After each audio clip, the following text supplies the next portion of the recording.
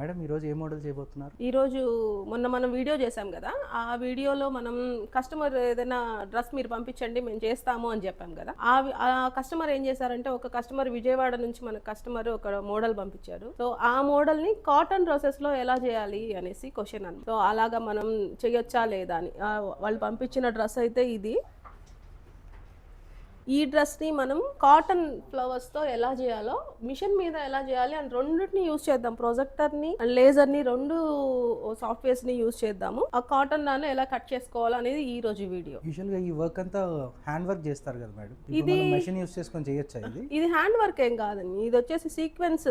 Just ఆ sequence క్లాత్ని cut చేశారు. Georgette fabric and sequence flowers. మనం ఓన్లీ కాటన్ క్లాత్లు కట్ చేసుకుంటున్నాము. ఓకే.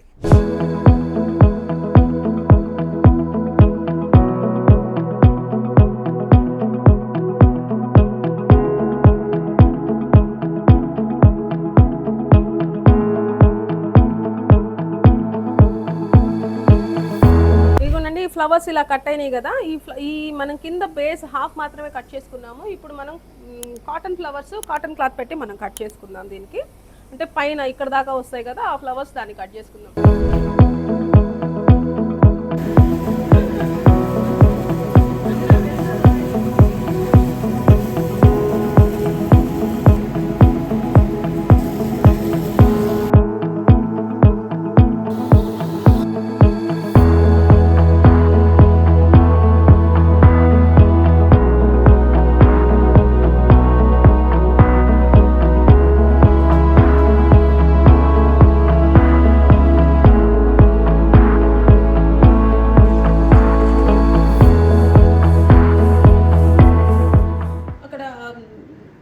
చేసాం కదండి. ఇక్కడ నేను ఈ ప్యాటర్న్కి ఇప్పుడు మనం ఇక్కడ స్ట్రైట్ తీసుకున్నాం కదా, నాకు ఇక్కడ లెంత్ సరిపోలేదు. నేను ఓన్లీ పైన పార్ట్ మాత్రమే నేను ఇక్కడికి వచ్చి బోట్ నెక్ సెలెక్ట్ చేసుకున్నాను. ప్రొజెక్టర్లో నేను ఇక్కడ బోట్ నెక్ సెలెక్ట్ చేసుకొని ఈ ప్యాటర్న్ తీసుకుంటున్నాను.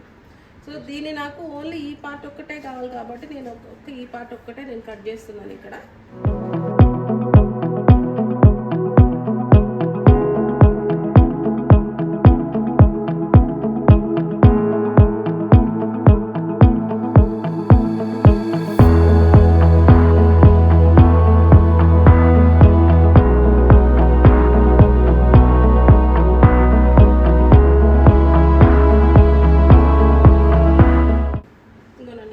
మాత్రమే నేను ఈ డ్రెస్లో నుంచి తీసుకున్నాను. ఇది డ్రెస్ కటింగ్ ఇది.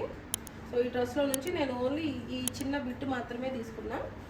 ఇప్పుడు నేను ఓన్లీ ఇప్పుడు బ్యాక్ పార్ట్కి మాత్రమే తీసుకున్నాను. ఇప్పుడు ఫ్రంట్ పార్ట్కి మళ్ళీ కట్ చేసుకున్నాను.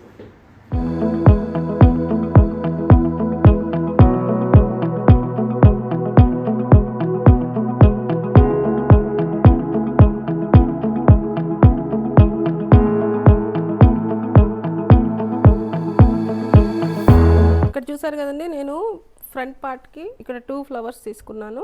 బ్యాక్ పార్ట్లో ఇలా మిడిల్ తీసుకున్నాను. 2 హ్యాండ్స్కి కూడా 2 ఫ్లవర్స్ ఇచ్చాను. ఇలా 2 ఫ్లవర్స్ తీసుకున్నాను. కింద వచ్చేసి పైపింగ్, అంటే పైపింగ్ వచ్చేసి కింద ఇవ్వలేదు, నేను మిడిల్లో ఇలా తీసుకున్నాను. సో నేను ఈ ఫ్లవర్స్ అన్ని ఇలా అటాచ్ చేసుకున్నా. బ్యాక్ పార్ట్ ఇది and this is front part. ఇది స్టిచ్చింగ్ తర్వాత ఎలా ఉందో చూద్దాం ఒకసారి.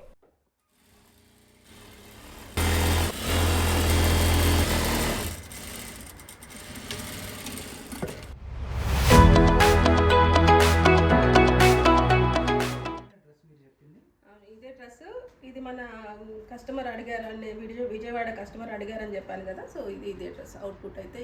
సో నేను ఇప్పుడు హ్యాండ్స్కి మీకు ఆల్రెడీ చూపెట్టాను కదా, సేమ్ ఇలాగే నేను ఇక్కడ మాత్రమే స్మార్టింగ్ చేసి నేను అటాచ్ చేశాను. అంటే తీసుకున్న క్లాత్కి ఇది ఒక్కటే మీకు చూపించలేదు.